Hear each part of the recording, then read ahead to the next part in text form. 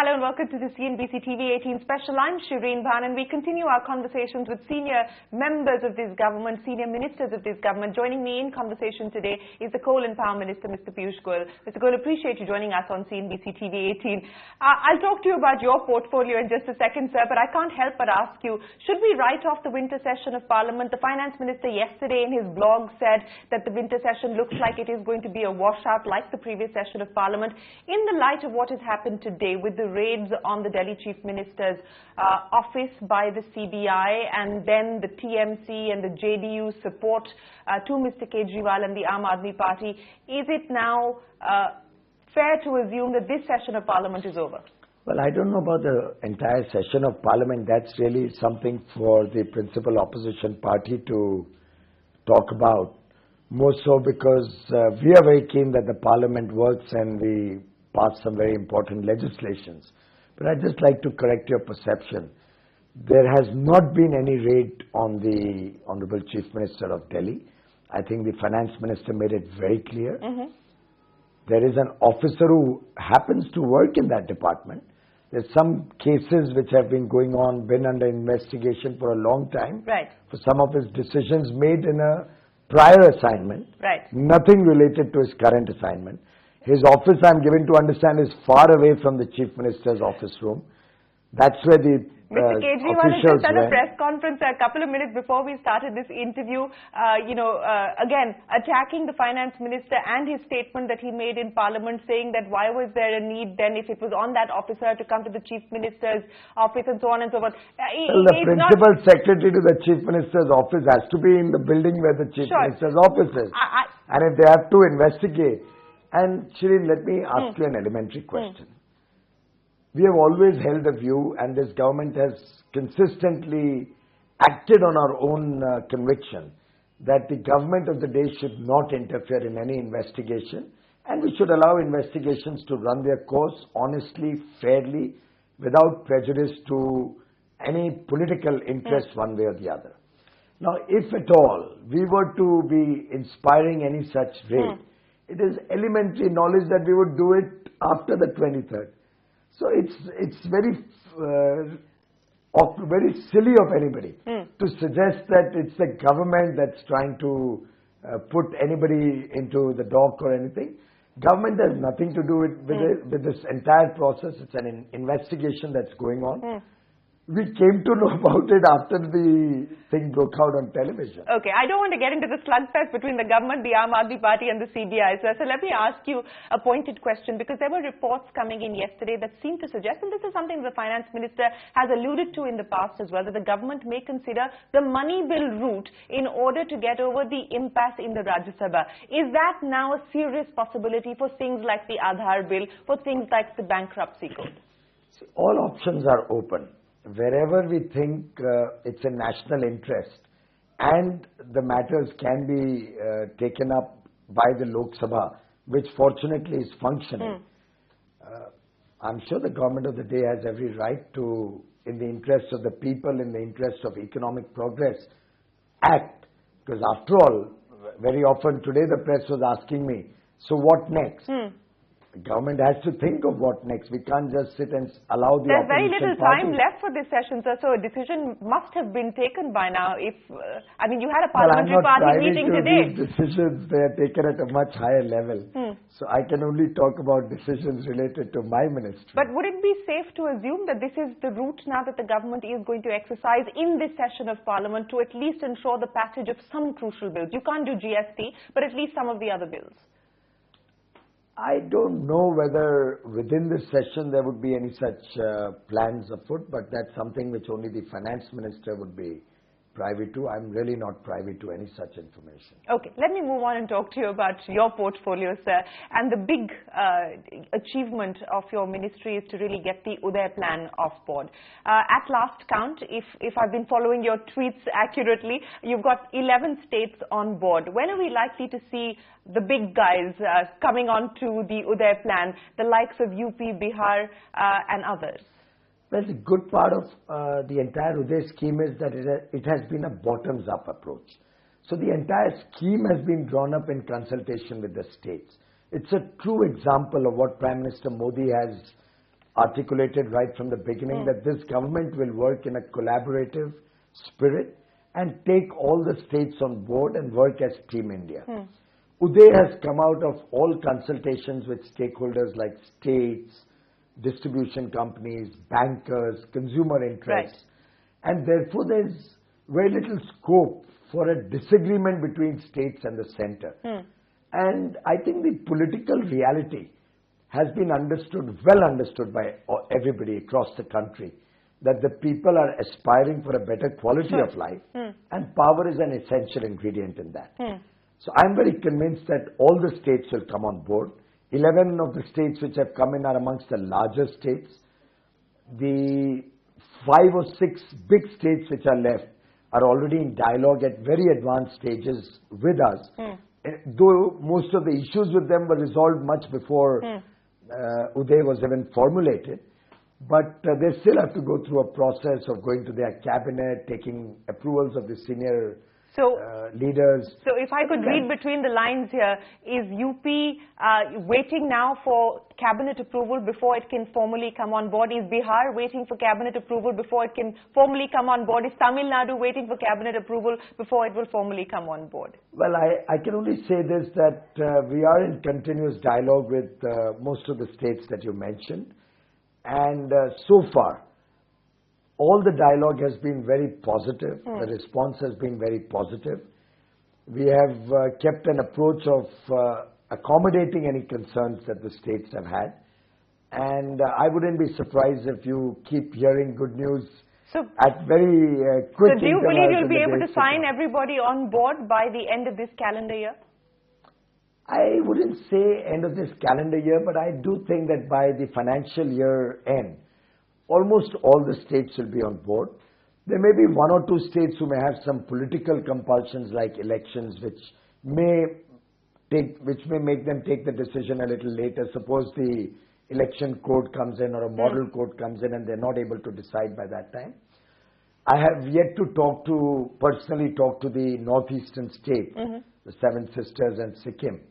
The 8 states, the union territories, my teams are talking to them. Right. But I think I'll get down to making a few calls and hopefully get them on board too very quickly. Okay, you're going to be busy on your phone, Mr. Goyal, but let me ask you, because you talked about some of the concerns that state governments had raised. Now, as part of the Uday plan, if my memory serves me correct, there were 9 important conditions that the government at the center had put on board for states to come on board. Have all of those 9 conditions been agreed to by states? By the way, it was an optional scheme. I understand that. There was nothing mandatory in this. But there were conditions that you put on the table for them to be able to join No, but there were conditions I put on the table on myself, on the central government also, on the government utilities also, on the coal companies also. So this has been a scheme where the commitments are more in the nature of self-imposed conditionalities, which we have imposed on ourselves, which states have agreed to impose on themselves. Right. So this is a joint and collaborative effort. And obviously when somebody is signing up or committing to come on board on Uday and writing into the ministry that we are in principle on, and let's start preparing the memorandum of understanding of the agreement or the framework within which we will all work, it obviously means that they like this scheme in its entirety. Having said that, even if as we go along, some state has some particular concern which goes beyond Uday. After all, any scheme cannot be a one-size-fits-all, and I've always held that view. I believe that in all fairness, we have to be practical, we have to be open-minded, and work in a constructive spirit of cooperation. Okay. And that's how I don't see any problem in getting this implemented. Do you envisage any problem on the end of the bankers? I know that you've held a meeting with the bankers and they seem to be on board and excited about the Uday plan as well, but any specific concerns that continue to be unaddressed at this point in time, especially when it comes to the bond takeoff? Well, I can only tell you this, that most states often criticize Uday for only one thing, that it seems to be favorable for the bankers more than for the states themselves. But the fact is that it's a fair scheme which is in the interest of bankers, in the interest of states, and more importantly in the interest of the people of India, the consumers, who ultimately deserve to get affordable energy access. This scheme, before it was announced, was discussed threadbare with bankers throughout the country, from all the bankers who have a stake in the power sector. And not only those who have an exposure to DISCOMs, we also discussed with those bankers who may not have had a stake in DISCOMs, but have lent to power companies which are today stranded, stressed, without PPA, without business, could possibly become NPAs in the days to come. So Uday gives the ray of hope that all that also will get resolved in the days to come. And therefore, the entire scheme was discussed with bankers ad nauseum. And before it was announced, I actually took a commitment from each one to make sure that nobody has anything which still leaves a scope for stress. However, there were some concerns that I heard in my own home city of Mumbai. And after that, I once again called the bankers in the same room. And we had extensive discussions on the 9th of this month with all the bankers. And I once again raised the question if they have any concerns. And not a single banker has, in fact, on the contrary, the bankers have profusely thanked the central government, thanked Prime Minister Modi for the great effort that the central government has done to help the banks, help the states, and help the people of India. So bankers are completely on board. They had one or two concerns which also were addressed across the table on the 9th itself. So all concerns of bankers being addressed. A quick final question as far as Uday is concerned before I move on to talk to you about other things. The target that you had set was that you would be able to, or DISCOMs would be able to bring down their losses over the next 3 years. You believe that that is achievable, that's a realistic target? Absolutely, Shereen. We don't do anything in this government which we don't ourselves believe in. And I tell you, the mood of the nation today is to resolve this problem. And that's what strengthens my resolve, that in the next 3 years we should be able to bring the national average down to 15%. My personal hope would be that I can get all the DISCOMs down to 15%. But I do visualize there'll be some DISCOMs which have over the years traditionally been so bad that I may have to give them a year or two more to come down to 15%. But at the same time, we have several states like Gujarat, like Andhra Pradesh, which may actually go down much lower than 15%. So the national average, if it comes down to 15%, I think as a nation, it will be a great achievement. It will again result in savings to consumers worth thousands of crores in terms of their electricity tariffs. Let's move away from power and let me talk to you about coal. We've just seen that climate agreement being reached in Paris at the end of what has been an excruciatingly long wait for one. What does it mean now as far as India's aspirations are concerned, specifically in the context of coal production? We aspire to do 1.5 billion tons by 2020. While we haven't committed to an absolute reduction, we have committed to at least bringing down our green intensity by about 30 to 35%. What will that mean then for us and coal consumption as well as coal production? What it means is that India is committed to a much larger rollout of renewable energy simultaneously as the economy and the demand for power increases. What it also means is that India is looking at energy conservation and energy efficiency in a big measure. In fact, only yesterday we have celebrated the World Energy Conservation Day, and I interacted with school children across the country from as far away as the Andaman and Nicobar Islands and Arunachal Pradesh and Thiruvananthapuram. And I could sense that the children of today are so passionate about climate, are so passionate about the planet, that they will become my ambassadors towards a better future. But as far as coal is concerned, the world has now accepted India's position that for our base load and to get affordable energy access to the people of India, coal will be the mainstay of our energy needs. We do need to reach energy to the poor, give them 24/7 access, and the time has not yet come where they can afford to pay very large prices for that. So we'll have to delicately balance our demand for power, our growth in renewables, efficiency which we can bring in, and increasing coal production and increasing thermal power. So no rescaling as far as our coal production targets are concerned in light of what has been agreed upon in Paris, and coal is not going to be dead for decades in India at least. Not at all, and it cannot be, and I think the world recognizes that.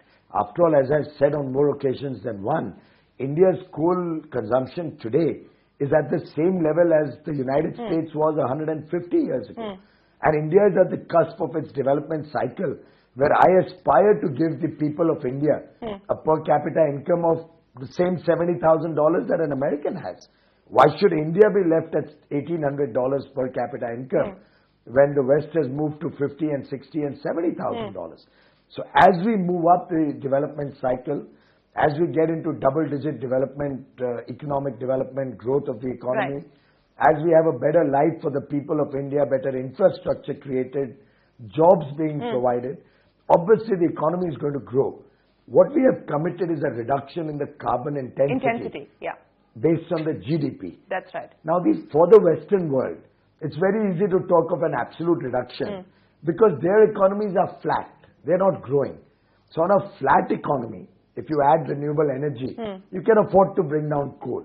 For a growing economy and an economy growing as rapidly as India, you can't say that we won't do coal and only renewable energy. So there's no base load otherwise. Sure. I'll talk to you about renewable and our aspiration there in just a second. But if I could ask you a quick question as far as the Coal India disinvestment process is concerned. Is it off the table now for this particular financial year? Because there have been concerns that have been raised by shareholders of Coal India as well on a possible divestiture. No, Shereen, first of all, if a few people make some comments, and as I also read in the newspaper, nobody has come and met me, but some comments were reported in the newspapers that some foreign investors have opposed it. I don't think Government of India works on the basis of what the foreign investors say. And neither do we ask them to hold their shares or to disinvest the shares. If they disinvest and they disinvest at low prices their shares, it's their lookout and probably they'll live to regret that. To my mind, Coal India is an outstanding company. It has a tremendous future ahead of it. Its production is galloping, 32 million tons last year. This year we possibly will end up with a double-digit growth, which means adding nearly 50 million tons of coal. And with this kind of extraordinary performance that Coal India is doing, I see no reason for any shareholder to be worried. And I see no reason for the Government of India to shelve their disinvestment plan. So the disinvestment of Coal India stands for this financial year? We have taken a decision in the cabinet, and at the appropriate time and in the right manner, the finance minister is duly authorized to decide both the timing and the manner in which we'll disinvest. Okay. Since we're talking about coal, let me ask you about what's going on in Delhi at this point in time. You know, you've got the NGT, you've got the Delhi government, you've got the Supreme Court all looking at Delhi's pollution woes. As part of the measures that have been announced, the Delhi government has issued notices to the thermal power plants. One is already shut, Rajghat, and has been shut since May of this year. What about the other two, and what is the role that you will play at all, and do you have a voice at all in this process? Well, frankly, the central government has no say in this. It's a power purchase agreement, a PPA, entered into by the state government with the power utility, which is NTPC in this case. That's right. Now, they have a power purchase agreement according to which I think 3 units have already outlived their life, 95 megawatt each, and they're shut down even at Badarpur. There are 2 units of 210 megawatts which are producing probably at less than 50% capacity. Now, those are units which were refurbished on the request of the government of Delhi by NTPC, and therefore there's a certain fixed cost associated with that plant. Now, we have no problem, neither I think NTPC would have a problem should the court, should NGT like to shut it down. By the way, the pollution, so-called pollution out of those plants is minuscule when you look at it in the overall context, and the NGT and Supreme Court are already seized of the problem, and we respect what they are doing, and we certainly, all of us, we are all living in Delhi and we'd like to have a cleaner city to live in. So I'm sure NGT and the Supreme Court will come up with a robust mechanism and a robust framework in which these things can be resolved. As far as shutting down these plants is concerned, there is a power purchase agreement which has to be respected. So there may be certain payments which may be required to be made by the Delhi discoms, since these plants have been set up and refurbished based on that power purchase agreement. It's a legally binding document which all of us have to respect. Since we're talking about payments that need to be made, and in light of the fact that the disinvestment target is going to be significantly short of what the budget estimate was, and today in the Parliament, while speaking, the Finance Minister has said that he hopes to achieve the 3.9% fiscal deficit target, and says that possibly the government will achieve the 3.9% fiscal deficit target. The tone and tenor of the Finance Minister is different from the confidence that he exuded as far as the fiscal deficit roadmap was concerned in the past. Are we to assume that we are going to see some hefty dividend payouts from the companies that come under your ministry, for instance? Well, Shereen, first of all, I don't know how you felt about that tone or tenor, but my own reading and my own discussions seem to reflect the Finance Minister is completely on track, and I have no doubt that we'll achieve our fiscal deficit targets. He's managed the economy very prudently. He's kept his expenditure under control. Honorable Prime Minister himself has been monitoring expenditures very tightly. This is a government which has completely eliminated corruption, and we've traditionally always talked about how governments could perform much better without corruption. So we are very confident that we will do well. As far as dividends are concerned, after all these companies have been set up with government capital. Sure. At some point of time, government invested large amounts of money, and at that point of time, this money was a very significant part of the government's budgets. So if the government has invested, and today if the government requires any payouts, I see nothing wrong in that. I think it's incumbent on these PSUs to support the government of the day, having received all the benefits from the government for years and years to come. Since we're talking about disinvestment, let me ask you about strategic sales. And the Minister of State for Finance, in his interview with me a few days ago, said that the strategic sale process had atrophied under the previous regime, and now the momentum has picked up, and we could perhaps see some strategic sales happen in this financial year itself. That's the hope at this point in time. Anything from your portfolio that is likely to be under that route? I don't think we have any such unit. Most of my companies under my ministries are already listed, and those would then go into the disinvestment mode. Strategic sales would probably come in where there are private companies or companies which are totally government held. So I don't see any company that is a possible strategic sale target within this ministry, and no discussions have been held so far also. But I would like to caveat the strategic sale situation with the requirement for a small amendment in the Prevention of Corruption Act. Okay. If you recall, the Prime Minister Atal Bihari Vajpayee's government, NDA-1, had taken some very bold decisions. That's right. They had disinvested hotels. Yes. They had disinvested, or they had privatized Balco, Hindustan Zinc, IPCL. You remember the laggard which never performed well. Now, all these companies have performed exceedingly well since then, and they've added tremendous value for shareholders, including the government of India, which still continues to have equity in that. Now, those decisions under the UPA were sought to be challenged in the previous decade. Some very, very eminent and bureaucrats of high esteem were sought to be put under the scanner and were harassed quite a bit. And that has led to a situation where I would think bureaucrats, and for that matter, anybody who has to take this decision, would think twice before taking such a bold decision. Therefore, we recognize that there has to be a difference between bona fide decisions and mala-fide decisions taken by government and public servants. We have brought in certain amendments to the Prevention of Corruption Act, where we are saying that unless a mala-fide is proven, government servants should not be taken to task for honest decisions. That's right. We do hope the principal opposition party would allow Parliament to function and get that approved, so that we can take much bolder decisions in the interest of the people of India. Since you're talking about Parliament, I don't know whether I should waste time talking about the GST or not. I should just move on and talk to you where I could actually try and get some news. But I can tell you one thing, Shereen. Whether this Parliament is allowed to function or no, by the principal opposition party, which I think has taken it upon itself, A, not to allow Parliament to function, B, they are still hoping that Prime Minister Modi fails in his efforts to reach the benefits of good governance to the people of India, and C, they are hoping that with this obstructionist attitude, they'll be able to get the sympathy of the people of India. I can assure you that on all three counts, they're going to fail. Irrespective of whether Parliament works or no. The people of India have trust in Prime Minister Modi, and you ultimately have expectations only from somebody whom you trust can deliver on your expectations. And I assure you this government stands committed to delivering on our promises.